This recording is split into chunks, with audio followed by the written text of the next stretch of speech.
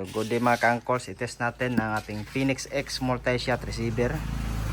Okay mga ka-angkles, naka 24 inches barrel, easy barrel, naka choke type, 24 inches with 1,800 output pressure.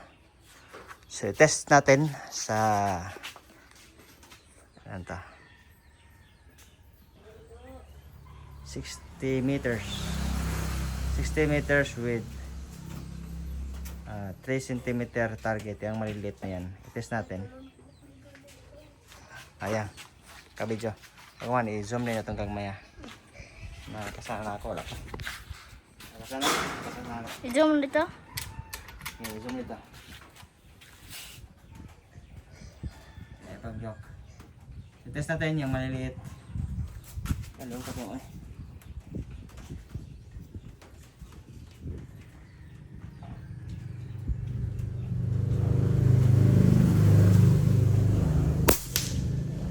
First shot. Kita na.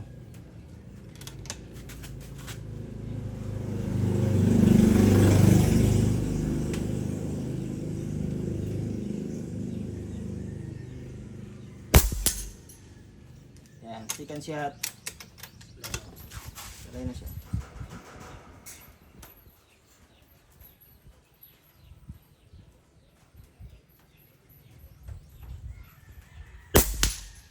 Third shot. Anong palya?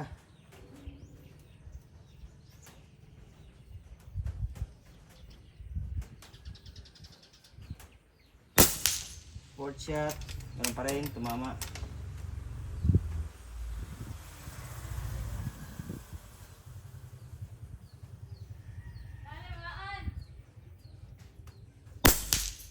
Fifth shot.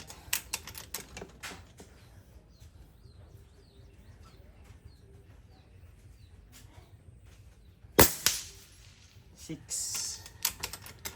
May kuan?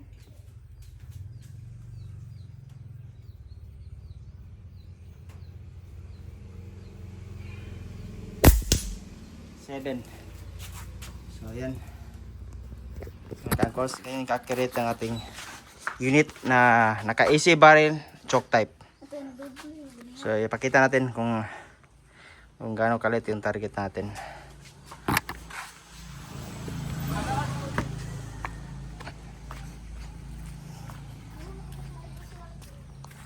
Ay po ikasa.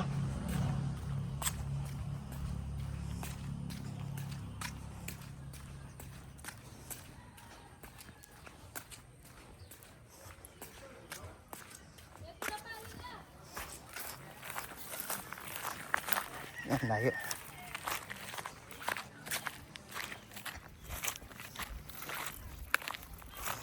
Yung target natin sa 2.5 cm yung laki niya. So wala siyang puro tumama lahat. Ito yung target plate natin. Ayan, may yupi. Tingnan nyo kung gaano siya kakapal. Yupi yung plate, ano siya kalakas. So yung unang to mas manipis, nabutas, tapos puro yupi na, kaya pinalitan ko ng mas makapal. Yung mga ka-angkles, yung natin, scope natin nandun.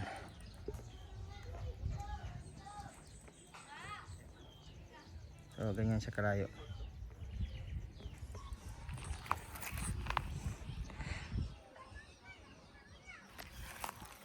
Lakas. So naka zero na siya. So goods to go na siya for hunting. Lakas yupi yung target plate natin. Pinalitan natin na mas makapal. Nasa ata to? Nasa 4 cm. 4 or 3. Yupi pa rin siya. So okay na, hindi siya sumasabit.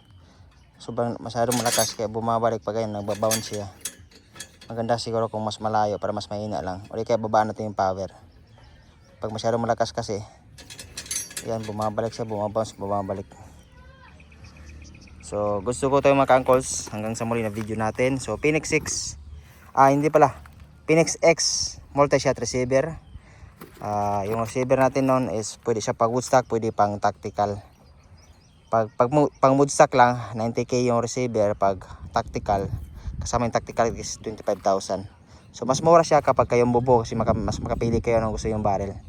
So meron dito yung available na barrel, choke type. Yan kaganda ng pag choke type, napaka-accurate talaga noon. Hindi pa tayo nakagato, medyo magalaw nga yung natin, lamisa natin. Pero goods pa rin siya. Yan mga ka-angkles. So hanggang sa muli.